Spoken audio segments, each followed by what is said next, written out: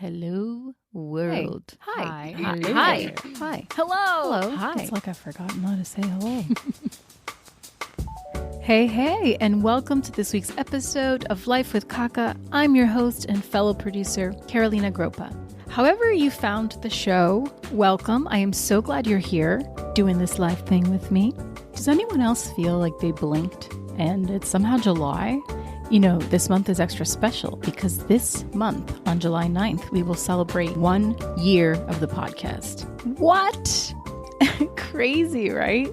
I did not think it was going to fly by so quickly, but here we are. I am so excited to share my talk with Rishi Rajani. He is the president of Film and TV at Hillmangrad Productions, Lena Waithe's production company. He's also a voracious book reader. I asked him what the title of his life memoir would be. You'll have to stay till the end to hear what he said. So Rishi was born in London, raised in upstate New York and Portland, Oregon, and he discovered his love for producing while studying at NYU. He got his start in the Book Scout division of 20th Century Fox before moving to LA and working in the mailroom at UTA. His love for literature and reading helped him shine as an assistant and eventually as an executive.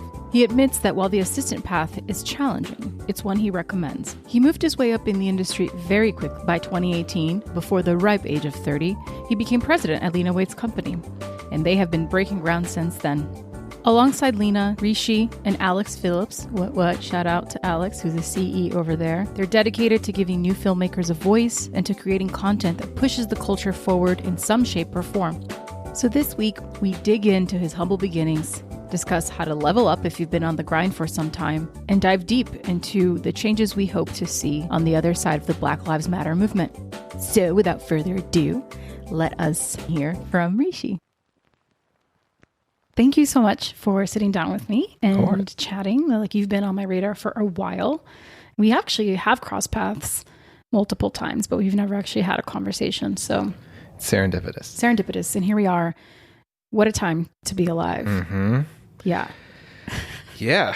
I mean, it's, I think it's been so interesting for me in the past few weeks, especially as, like, you know, I had thought, I think previously, that I'm a person of color, I'm politically engaged, I know things about the world. And I think in the last 2 months I've realized exactly how little I know about a lot of things, and have been, I think, the last few weeks, obviously, you know, continuing to work on everything as a producer and in running Hillmangrad and keeping the ship running, but also feeling like I'm in a bit of a cycle of re-education and continuing to sort of, you know, for example, even things like, you know, defunding the police. I don't think I really fully understood what that meant until about a month ago, and, you know, have come to understand that, you know, even within the context of our industry, there are a lot of connections to institutions that have existed in our country for a very long time. For example, every single film and TV budget having a line item for the police being a very interesting aspect of it too. And money you don't really get back. Right. Usually, right? When you overpay for the police. Exactly. Yeah. And just, you know, I mean, there's connections to everything, and following the money trails and protesting, and, you know, it's media has such a massive impact on everything. And I think it was also crazy in actually attending protests and then going home and watching CNN and finding that the actual event that I was at, that I saw with my own eyes, is being misconstrued in a way to feed this 24-hour news cycle. Not to get too kind of wildly political off the bat, but it's just that's where my mind has been. That's a lot of what I've been thinking a lot about. Yeah, it doesn't even feel like politics anymore, though. It just feels like this is just life now. Totally. You know, it's like COVID. It's like you can't just not talk about it. At some point, it just comes up. Oh, for sure. You know, and I think for all its faults, it's a good thing. We should have been talking about this a long time ago. It's unfortunate the circumstances that have taken to get us here. But here we are nonetheless, you know? Totally. I mean, it feels like probably the most positive thing to come out of COVID is people actually taking a step back and learning things. And, you know, fingers crossed we all come out of it being a little bit more educated about the way our institutions work and where institutions came from and how we can continue to change things and shape our country to be in a better place. Yeah, absolutely. And I do want to dig into that from the perspective of Hillmangrad, and for you individually, how this movement is reshaping how you guys are doing things here internally. Because I feel like, you know, Lena and Hermo and Hillman, of course, already is so much a part of this conversation that Totally. it's like, how much deeper can y'all even go? You know what I mean? Because I feel like Lena and a lot of people have been spearheading a lot of this inclusion and diversity conversation for a very long time. So, but for now, take us back to the beginning. Yeah. I guess like my sort of quick backstory is, that I was born in London. Both my parents were born in Africa. My mom was born in Uganda. My dad was born in Malawi. They're of the demographic of South Asians that went India to Africa to the UK. And then, we moved to the US when I was 3, lived in both upstate New York and Portland, Oregon. I didn't really know much about the film business at all. I didn't really know that it was a job. I knew I liked movies. In some ways, I think I actually probably liked books better than I liked movies at the time. I was a very sheltered kid. Didn't see an R-rated movie until I was literally 17. So. But I think there was something that happened because I ended up going to NYU for school. I was in the business program at NYU, and I went to go be an investment banker. That was that was the trajectory. And I was like, oh, well, I'll go do this. And I'll go to Wall Street and I'll make a crazy amount of money, and then I'll get to retire at 35 and do whatever I want to do with my life. And I think there was a certain part of me that was like, oh, that's the plan. That's the trajectory. I'm just going to keep going down that path. But very quickly realized, I think, that there's on the sort of the finance path, there wasn't a whole lot of building that was being done. Everything felt very intangible. And I love storytelling. I grew up reading voraciously, and I think that, in going to NYU, I mean, obviously the good part about it is that it's such a renowned film school. And so I was exposed to kids doing that. But also exposed to sort of, I think, a good reminder about the sort of power of media.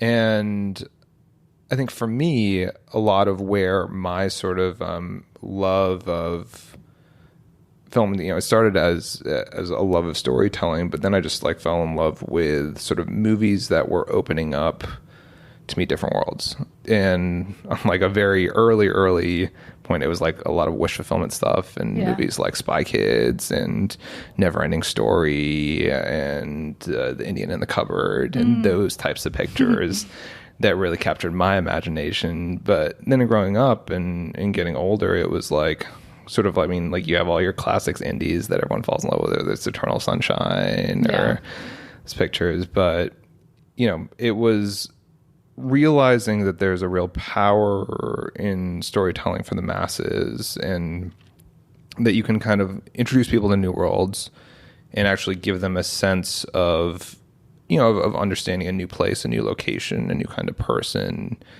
And I love that. And I love that aspect. And so I started just looking for weird, odd jobs in New York to try and break into the film industry, and did everything from, working at an off-Broadway show, doing film sales work, which is not something I really quite understood how to do at the age of 19, to, I was a receptionist / transcriber in Morgan Spurlock's company, Warrior Poets. I picked up a real estate license. I was did all the slinging apartments and doing all that stuff. But what was great is that I ended up eventually getting an internship with 20th Century Fox in New York in their book to film division, when they were, buying and optioning books like Gone Girl and The Martian, those kinds of properties. And that was a really cool thing for me, because as being a book lover as a kid, understanding that there was an aspect of book to film, and that being a sector of the industry, everything kind of clicked in a way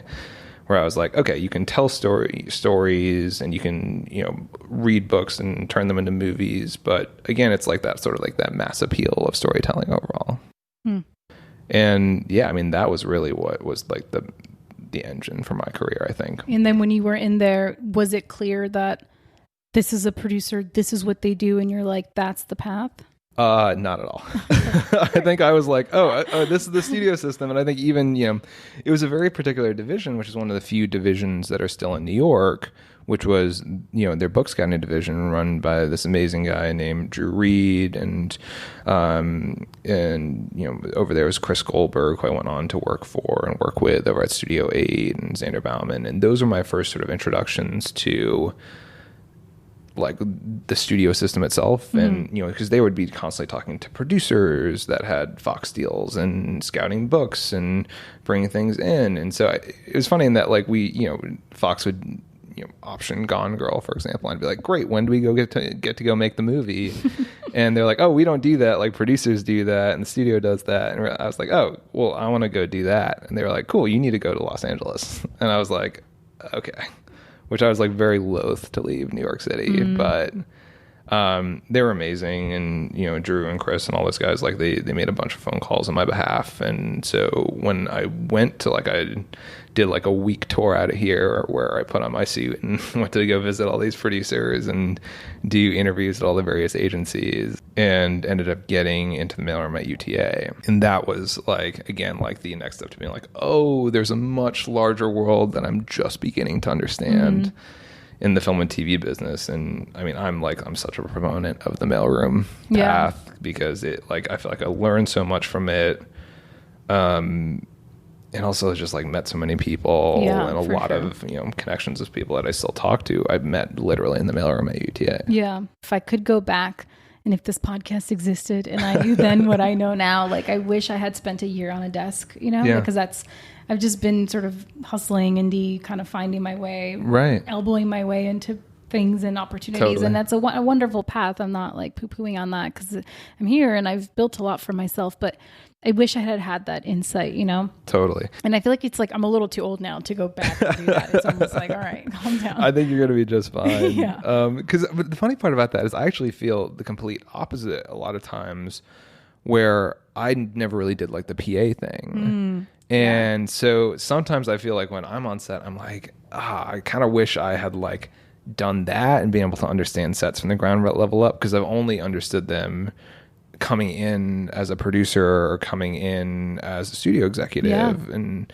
that, I think it, you almost like don't get like the respect points of being like there and having done it. Yes. There is this sort of like divide. It's like West Side Story between the creative and production. And I think it's unfortunate. I think that everybody would be better off if everybody kind of helped each other a little bit, because in the same way that you're coming in sort of not having this wealth of experience and knowledge of nuances of the set, like the other side is also not understanding where you're coming from and your needs. And so there's like this like kind of standoff sometimes I find just completely unnecessary to the process. But it is a grass is always greener situation, I find, because a lot of people who came up the other side often tell me that, like, oh, I wish I had exactly what you just said. Sure. So you can't ever win, you just gotta. No, totally. I mean, like when I was on, because my first real production that I went and got demand was when I started with Lena and we did Boomerang season 1. And it was, we were shooting in Atlanta for 3 months. And a lot of it was me going there and just asking a bunch of questions and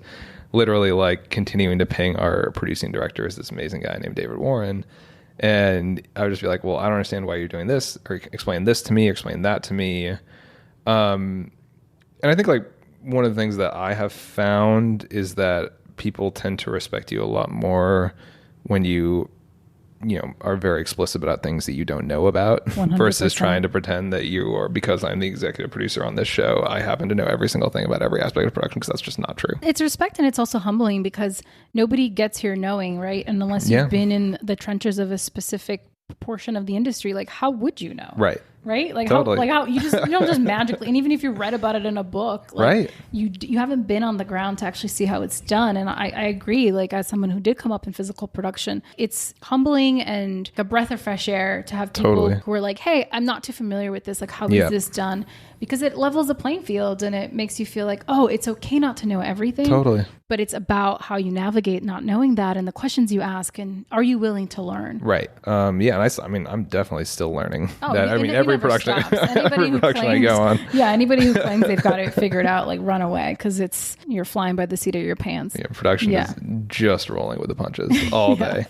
So I think there's tremendous value in that. So then you moved to LA and then you started in the mailroom and then worked your way up as an assistant? Yeah. And so I was an assistant to this incredible woman named Dana Spector. And she was in the book to film division there, and book to TV. And it was so funny because her desk opened up the day I got to UTA and I was like, oh my God, I have to do this, because my whole background was in book to film and I love that. And so had to very much sort of like, because they had a very strict rule at UTA that you go through the mailroom program and then you have to take a test at the end of this 30-day period called the UTA University. And I just knew that I was right for that job. And I'd sort of asked, and they were like, well, no, you can't really apply to go be on a desk yet. You haven't been here for 30 days. It was literally day one. And Dana still makes fun of me for this, but I like went in and I was to our office and I was so nervous. I was literally trembling. I was just like, you don't know me, but I did this. I worked at Fox. I know how to do that. I know how to do rights checks. I understand the book world. And she was like, all good. You can interview. And I did, and it ended up being perfect and a great fit, and she ended up hiring me. I was only at UTA for like 4 months. Wow. Because she got asked to go, go head up and work in the book to film division at Paradigm. And so I went with her to Paradigm and was there, and that again was like a sort of like a really incredible experience in sort of getting to read a lot of things, like understand what Dana was taking on, what she wasn't taking on, why and why not. And again, getting a breadth of knowledge in intellectual property and how those deals work. Yeah. But still, there was that drive for me to be like a producer and to go be on set and going to go make things. And so ultimately, instead of, sticking around to becoming a book agent, I went over to become Chris Goldberg's assistant over at Studio 8. And there was that fun connection point of him having been at Fox when I was an intern there, and then being the one to hire me as an assistant out here in LA. It's just that amazing thing of how small the industry is, and like be nice to people, not because it's like you'll never know who they're going to become, but because you just want to be a nice, good person. Oh, totally. Right? Like that seems so obvious, but it's baffling. The don't be an asshole rule of Hollywood is such an important one. I know, but we have to keep everyone comes back. Everyone comes back. Yep. Like it's such like a. And I feel like even now too, like anyone who was even like slightly an asshole to me when I was an assistant, or like I still hold like a black mark against them in my head. I'm like, well, because still there's no need for that. Exactly. It's like a choice, and that's like hard to forgive. But what I don't understand, it's like, haven't they been around long enough to understand how this works? Like it should be in their best interest to kiss their assistants' butts. Right. If you're asking me. Like, for sure. But what do I know? It's all it's important. And especially what's interesting too is, I mean, it was so baffling to me to read as of late. I was looking at the UCLA diversity report in 2020, and it said that 93% of senior executives at buyers and studios and networks who have buying power are white. And so there's this other interesting aspect of that. I feel like when I was coming up, and I think it's still sort of the case now, a lot of executives have assistants of color, and like assistants who look a little bit different than the kind of top brass demographic too. And I found that a very interesting thing, an aspect of coming up and looking around and seeing a lot more of those people that were assistants that I came up with now becoming executives, becoming VPs at places that happen to be different and, from sort of diverse backgrounds that haven't been necessarily as part of the Hollywood ecosystem before. But at the same time, I think you look at that top level and it's still super white. Yeah. And so it's like, cool. So like assistants are more colorful, junior executives are more colorful. But now I think we got to break through that ceiling and get, people of color and sort of, people that haven't necessarily had that representation up at the top. I think it's only a matter of time, right? I hope so. It always cycles out, and hopefully it's like as the top tier people retire or go do something else or elect to step down and give space for the people that should rise up, which would be my vote, would speak more than standing in solidarity. Air quotes, I think that's the right move in my book. And so hopefully in the next 5 to 10 years, that top echelon will look more representative of the marketplace. Totally. And and like I do hope that people are sort of looking at the assistants and junior executives that are at buyers that happen to be from different backgrounds a little bit differently now and saying, oh, like, your opinion is valuable. Like, we want to know what you're watching, what you're liking, what you're loving. Because otherwise, if you do can maintain that same level, and it does feel like we see a lot of shifting around of older white executives going from one studio to another studio to another studio to another studio, that we can, I do hope that like the current state of events is actually shifting mentalities in that way. Because once you have people with buying power that do understand a specific perspective, then all of a sudden we're actually going to get more content that is of that nature. Yeah, I would agree. What do you feel like is a big misconception people may have about the assistant journey? I think we often hear horror stories about how hard it is, and there are some pretty bad situations out there. But I think that for all of the negatives that we can hear, I'd love to hear some of the positives, and then some, things that others may not know about what it's like to be on the inside. So I think what people forget about the assistant life is that it really is an apprenticeship. Like, it's an apprenticeship-based industry, and I think it's one of the few apprenticeship-based industries that still exist, where, yes, you have to do all the dry cleaning and scheduling and all the assistant bullshit stuff, but at the same time, like, the gold mine of being an assistant is listening to your boss's calls and being a part of every interaction they make. And I think if you are, ambitious and an assistant, you're taking note of the way they talk to talent. You're taking note of their interactions with buyers, the way they give notes. And so that when you come out of it, which is something that I came out of because I worked for amazing people, I had like a really fundamental understanding of how to do the job of an executive.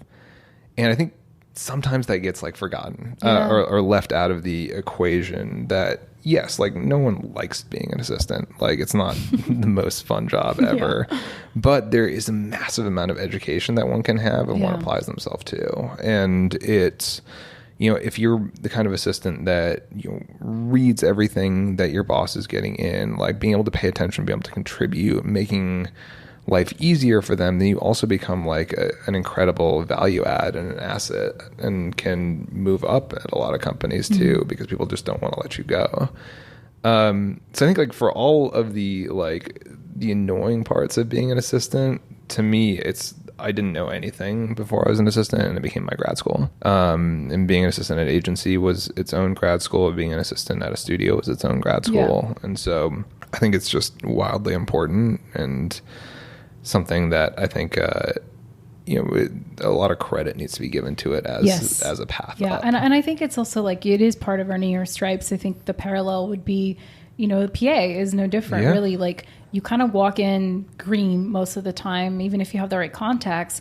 It's all about the energy and the hustle you're going to bring to that, and being aware in the production sense, right? It's like, can you be just hyper aware of what everybody needs at all time and know when actually to step in and just be available and have like the good energy? And then eventually people go, where's that one PA that always gets shit done? And then that's how you move up. It's by having a good attitude and just showing up with the best of intentions and saying yes to everything that is asked of you, especially in the beginning, right? When you're getting to help all sorts of different departments, and you get to go, art department, this random weird job here I didn't know existed. That's what I want to do. Like, and that's, and I think I realized this recently, that I find production to be the closest like parallel we have in the industry to the American dream, because you can kind of start in at the ground level, right? We don't do background checks. So it's kind of like anybody's welcome to the party. It's just the barrier to entry. And once you're in, it's like you can create whatever path you want by who you choose to be and the work ethic you're going to bring to the table. Oh, for sure. For all the faults of our industry, I do find that to be a very inspiring,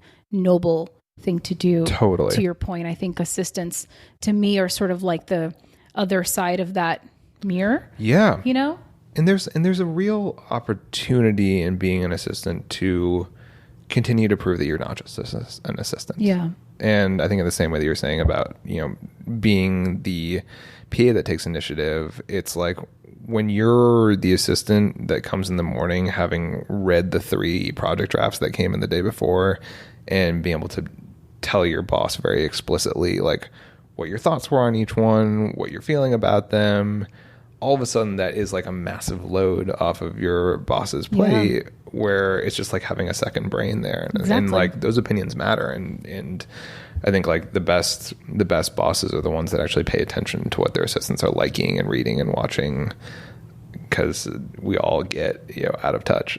Yeah, exactly. Well, and then it's usually a younger generation too, right? That's got a very different point of view on things that needs to be listened to. I think the moment you think you know everything is when you're kind of screwed. Totally.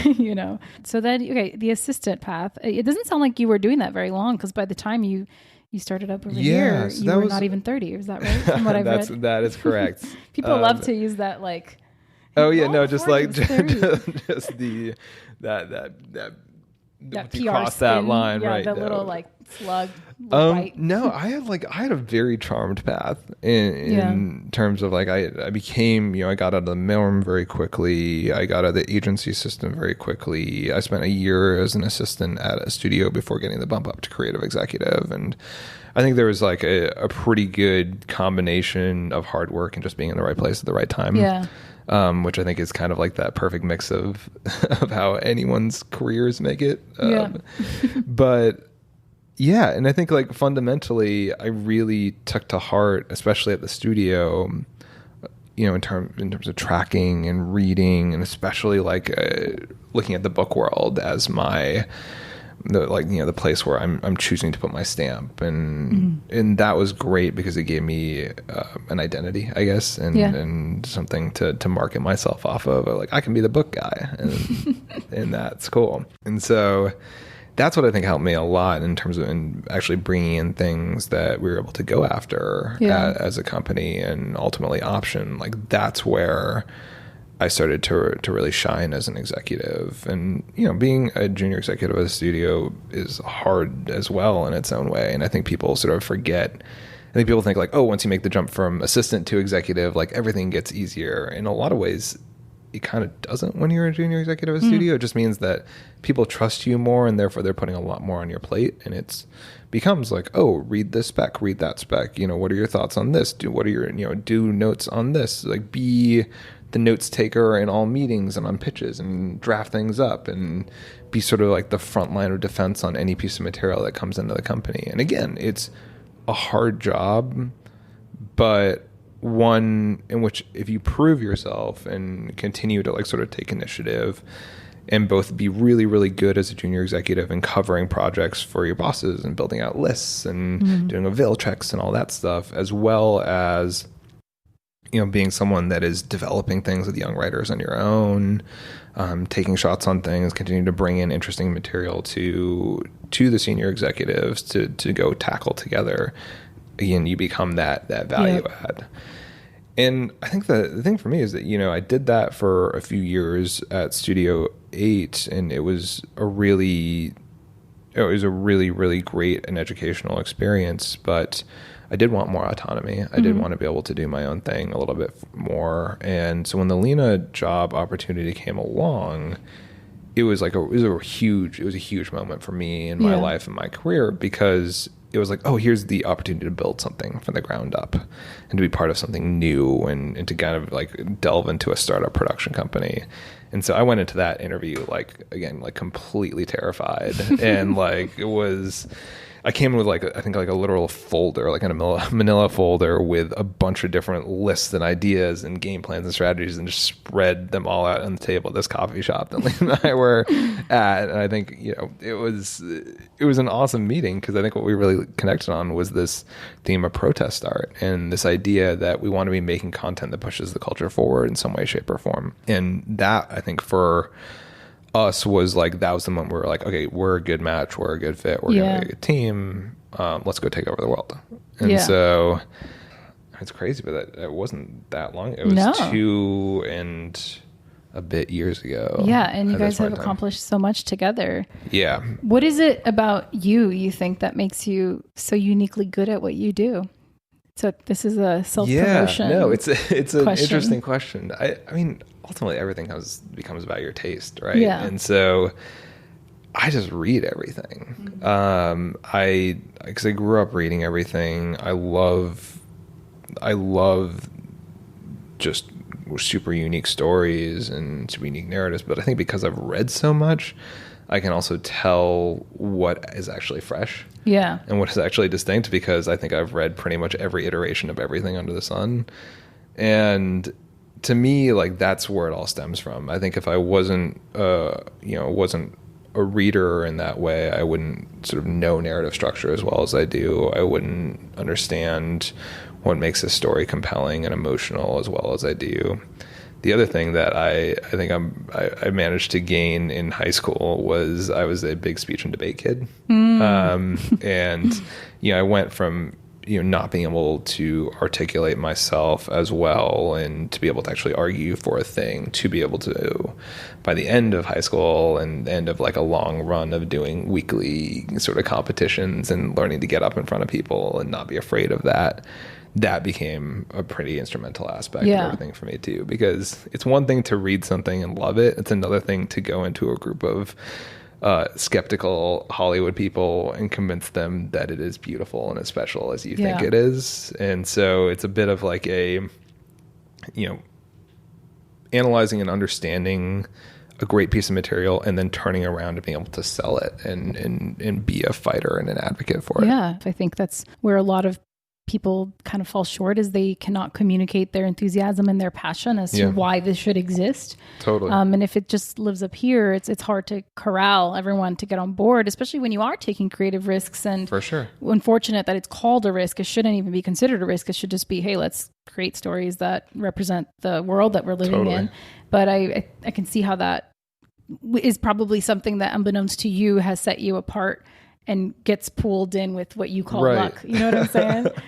And also, I'd like to also point out that neither of those skill sets have anything to do with actually the mechanics or practicalities of production or shooting anything or knowledge of filmmaking as But they never do. It's the taste thing you speak of, I think, is so embedded in like just who you are and your life experiences. And that's why I love doing this podcast, is because everybody's journey is so unique, because it's truly just about who you are and what you bring to the table under this umbrella of producing that is so convoluted and complex. Defining it is impossible. Even within the industry, it's still hard to be exactly. Like, what is a producer? What is a producer? Like, what did I do on this project? But it's different than this other. It's like every time it gets redefined. And while that can be frustrating, I think it's also exhilarating, because it keeps you constantly like on your game. I mean, I think about that all the time in regards to even talking to people about this job and this career path, where people are like, well, what is your 9 to 5 look like? And I'm like, well, literally every single day it's different. Like every single day it's different. Every single day it's a pitch or going through a budget or working through notes on a script. And like, it does make the job, I think, very exciting. And it's never a mundane career, because every single day you come in and be like, okay, this is the checklist of things I need to get accomplished today. I'm probably going to get maybe a third of it done, but I'm going to try my best. And hopefully by the end of the day, we'll have inched closer to production on this slate of things. And we'll eventually get there. Yeah. I mean, the fact that anyone ever gets anything produced is always like a miracle. It's a miracle. One, that it gets to production, and then that it makes its way alive out of production is a miracle. It's like everything is a tiny little miracle that adds up to a big one. But it's the power of this art form that is so collaborative that, for, like I said, when I get very frustrated by all of it and I'm like, what else could I do? It's like, I remember the collaboration is part of what I love, and the power and responsibility we have as storytellers to shape perspectives and shape ideas. And, someone said this to me the other day, that filmmaking is the ultimate act of community service. I like that. Yeah. And I was like, whoa, that's true. I'm going to steal that. But it wasn't my words, but it's like, you constantly are giving back. So the art we create, it makes its way to every nook and cranny of our world. The culture we export touches so many people, thus the importance of what we are choosing to make, especially in this moment. I mean, like, the consequences and ramifications of the art that we put out in a big, broad way are so massive. Yeah. And it, like, everything from the actual sort of like social message in the movie and the themes, to even literally who's in the movie and who gets to be considered the hero of a movie and the hero of the story. It's all big, and that's so funny to also think about for me, like all the influences that I had as a kid. All the heroes were white, every single one of them, but it didn't stop me from loving Luke Skywalker and Indiana Jones. But it is kind of interesting to look back on, the way that I viewed my own self-worth as a kid in comparison to white people in understanding how that was affected by the media that I was consuming. Growing up, do you remember a distinct point in your development where it became clear to you that, yeah, you see someone with a different skin color, but it never occurred to you why that narrative gets repeated, right? And then you finally get to understand. Like, do you remember that moment? I mean, I think I had that moment really late. Like, I feel like I started to think about it in college, and the understanding of why I felt certain ways about myself and why I felt certain ways about other people. And I ended up, because I grew up in such a majority white place in a suburb of Portland, Oregon, that was, but it doesn't occur to you. Like, I don't think any kid starts out being like, oh, I'm different than everybody else. Right. Like that's not necessarily the viewpoint, but you just get this consumption of all this media. And I can't even imagine being a kid now with social media as well, being an additional impact on all of that. Yeah. But yeah, I don't know that I really kind of fully comprehended it until probably I was out here and I was understanding what we were doing and what we were putting out and the engine that was Hollywood, and kind of being like, wait, this sucks. And I don't want to keep being a part of this particular business. I want to be doing things that are different. I want to be providing representation in a different way.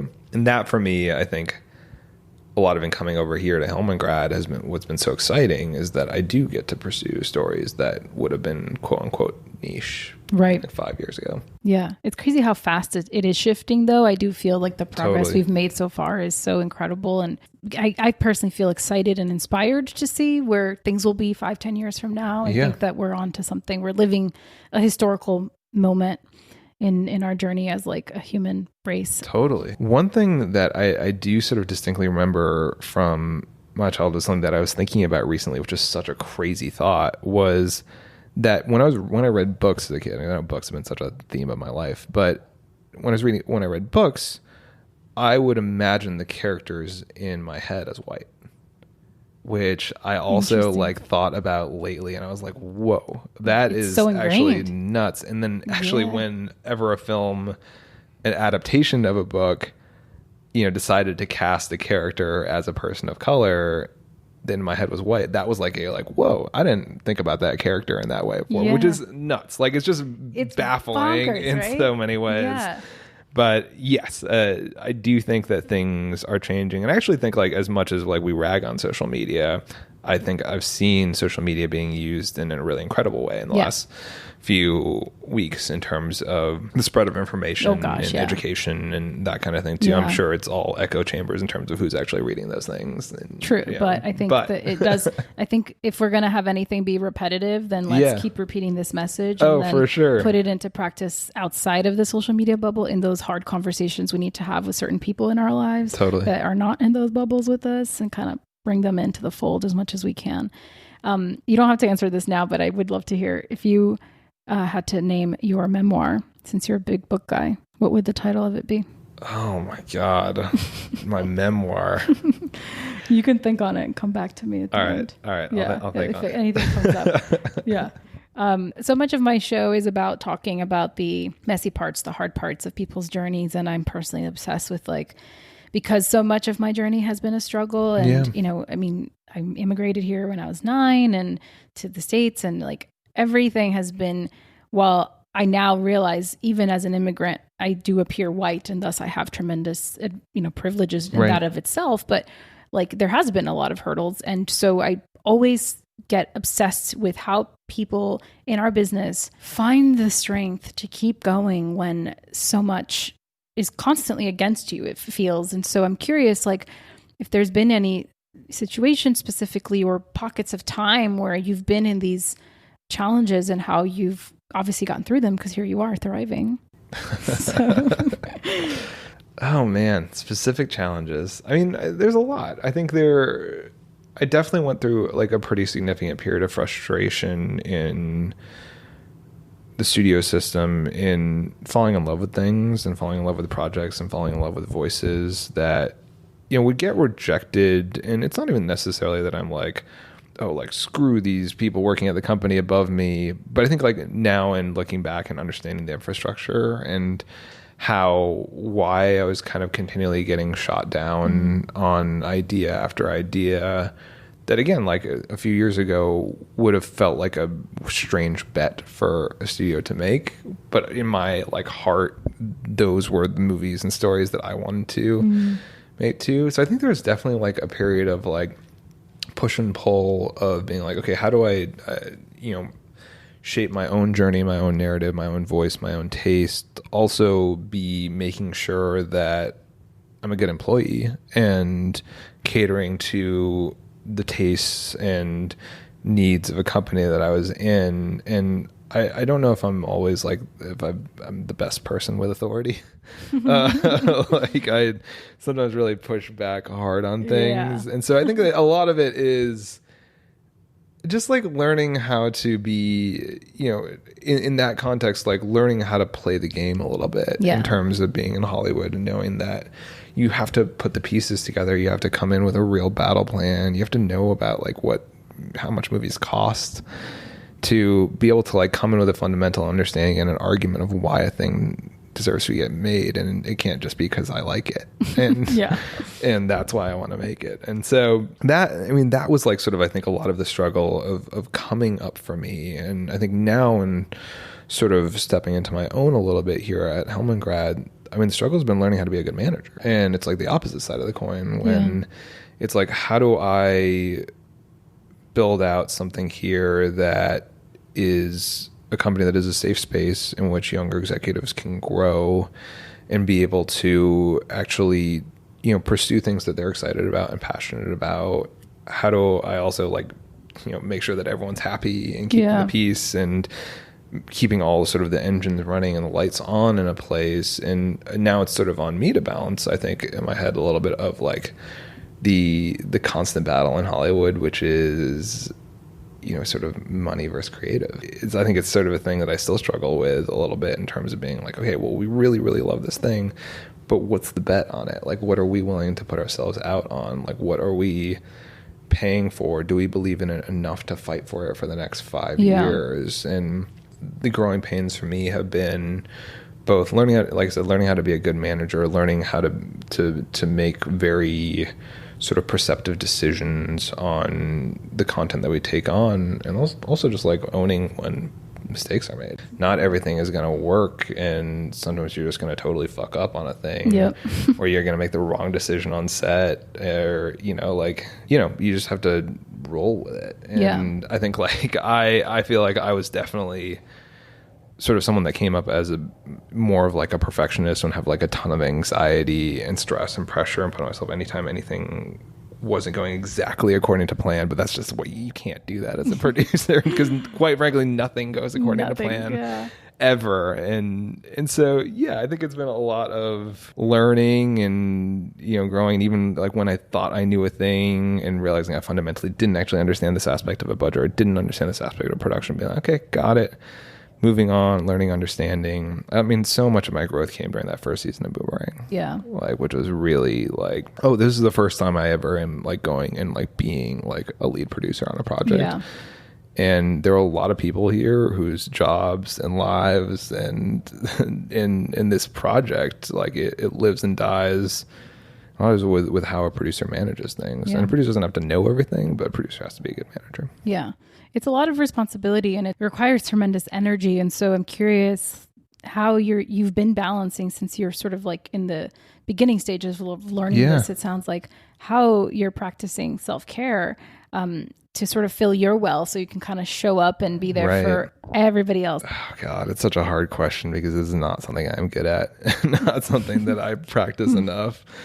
Like when I do actually take the time to, even if it's just literally reading 15 minutes of a book for pleasure at night after like reading scripts, after going through your emails, after going through everything, that to me is just like finding those moments for just myself. Yeah. It's like that. It's running Murakami's book. Oh my God, I'm going to totally butcher the title, but it's like what I talk about when I'm talking about running, I think is what the title of it is. What's such this amazing meditative book that I read that like where he's talking about like sort of training for a marathon. And that became super influential to me. And so then I Yeah. started running more, and that was like, oh, like that's going to be just any time that I can take to just completely shut off the phone, shut off any sort of communication with the outside world, and take that time for myself has been the best version of self-care for me. Yeah. It's a tricky one. It's tricky, but I like to ask it because I hope it helps bring it into the forefront.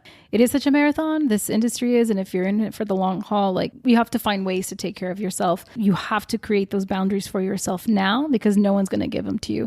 And I think it doesn't matter whether you're sort of like a freelance person or you're an in-house person. I think it's just what is required to show up and do your best work. Totally. Is what I've learned. And I definitely struggled with that early on in my career because you are trying to prove yourself and go above and beyond and do all of that stuff. But for me, it was like, man, like when I'm in, I'm all in, like I'm 1,000% in. And so it costs so much of my soul, you know. Totally. I think as I get older, I get a little better, but it's, you know, the patterns are still there. It's just I'm more aware of them now and like knowing what I need to like suit up, I guess. It's also just, it's just entertainment. Like that's the other thing too. It's like I get so caught up in it. Everyone I know gets so caught up in it where you're just like, oh my God, I need to make this sale. If I need to push this project up the hill. And then it's like we have the privilege of getting to be storytellers and making movies and making TV shows. And in a lot of ways, it's the best job in the world. Yeah. And so it's okay. It's all going to be fine. We're going to get there. The deal will close. The production will get to keep going. But it's sometimes hard to see what it's like to see the forest through the trees. Yeah, yeah. But that's why you said it's important to just step away and zoom out a little bit because we can get very caught up in the granular. Also, it's very LA. I think like getting out of LA is a pretty important part of it all. Yes, I think going out into the world and seeing what else is there. As I stare into the Netflix building, it's like. Which I'm like wondering if there are even people in it right now. I don't know. Maybe a few, but probably not. Maybe like select peeps, like what you're doing. But totally. Do you feel your career so far has defined you, like as a producer, as a person, and your identity? I think it was very undefined until I got to this job. I think I was sort of all over the place in the things that I was pursuing, and I think now my time at Helmengren has been defined by, and what I want my career to continue to be defined by is just, you know, giving new artists a platform. Yeah. It's all emerging artists for me. It's all giving, you know, people who have traditionally been othered a voice. Mm-hmm. And I look at it, and even like I said, Boomerang season 1 was my first production, and 5 out of 6 of my directors were coming off of short films and had never directed episodes of anything before or features before. That was really important, continuing to bring new voices into all the writers' rooms that I have the privilege of staffing. You know, we work on a lot of first feature films over here. And so that for me is like, it's been wildly rewarding because you get to kick things off and then watch people grow and watch people go on to do a ton of amazing other things, which has been so cool to see. But also getting to be a part of a lot of those journeys too, and getting to be the one that's there when it's like, yeah, I know we're in a dark place right now, but we are going to get out of it together and it's going to be awesome. And you are an artist and you deserve to be here. Yeah.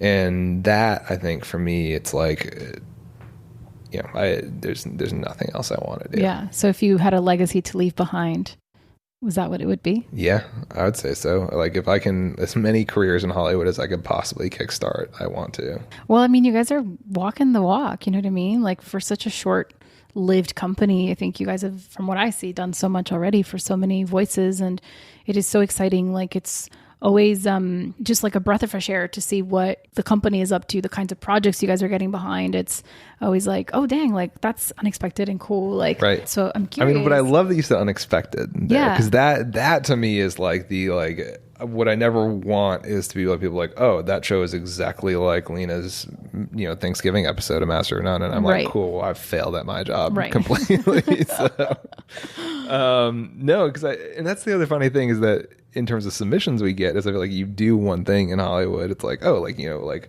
Lena told a great coming out story in terms of her own coming out story. And I get every single coming out story that anyone has ever written. Yeah. In all of mankind. Right, exactly. Yeah. And to me, I'm like, okay, well, I mean, Lena did a pretty good job with her coming out story. She actually won an Emmy for her coming out story.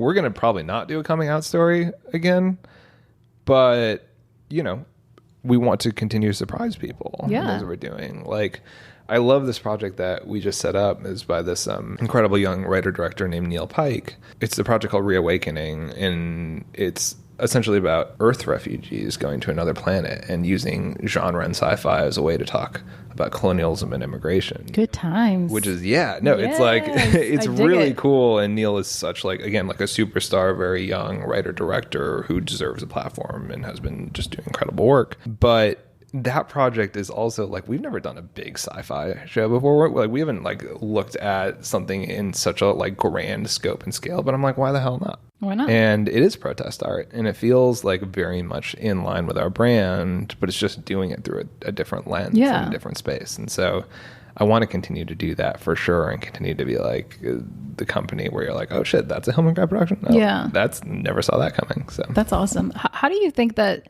someone who maybe, because you guys obviously give a lot of first timers a voice or a shot, but for people who've been in the industry a little bit longer, there's this idea of getting like stuck and not being able to level up, or upward mobility seems like there's always some type of barrier of entry. Like once you think you got in, there's like a gates after gates, So what advice do you have for people who are at that stage in their career? Oh man, it's sort of one of those things that I would almost say to anybody in advance of their first big thing dropping. It's like to have sort of like your game plan, your strategy of what you want your next couple of projects to be, to have that script in your pocket that's ready to go. Because I think so much of Hollywood is about momentum. You're like so hot for a second. And I think in that moment where you're so hot, set up like 4 things. Yeah. Because I think that's so much of what Lena did, which I was so wildly impressed by. And she did far before I came on to the company, but she took her moment and ran with it. And I think that's for anyone who sort of is like on the precipice of having that moment, definitely like capitalize it as best you can, know what you want. If you want to go direct a studio movie after you did your first indie feature, go, field all of those. If you have your second movie in your back pocket, that's what you want to do. A lot of artists get stuck, to me, is when you have that first amazing thing that everyone gets so excited about, then you come in for the meeting with someone, they're like, well, what do you want to do next? And they're like, I don't know. And I know it's so hard to just like have that thing lined up, because you just probably spent the last 10 years focused on this one project that you wanted to happen so badly that it's like the sophomore slump is so real.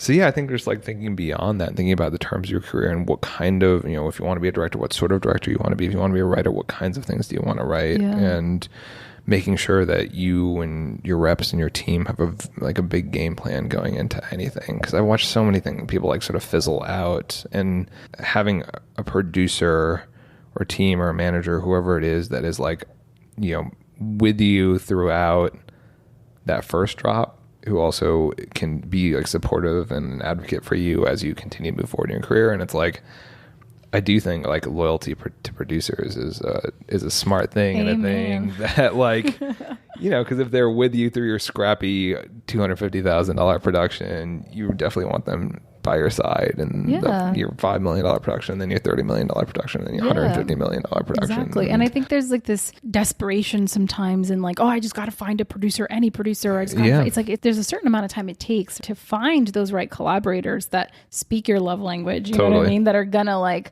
be with you, be your ride or dies in that sense. And I find sometimes people that are just starting out don't really see that yet. And they make the mistakes of working with people who, there are a lot of people who call themselves producers and are not doing shit. Yeah. And that is unfortunate, because it clouds up what everybody else is doing. And it's always going to be a grind. I mean, like, I know. That's the thing too. It's like, I think even some of like the biggest stars in the world, to me, still grind to find the right thing or get the passion project off the ground. And so I think it's like the expectation that you have one movie that gets into a festival that everyone's talking about, and that Hollywood is going to open the coffers to you, and everything is going to be like sunshine and rainbows, is unfortunately not the case either. Because I think to make any piece of great art and not just get thrown onto another project, it takes time and effort and energy and creativity. And it's not an easy business. It's not easy, for as light and as it can be, because it is just entertainment. Like I said, I think it requires tremendous energy and stamina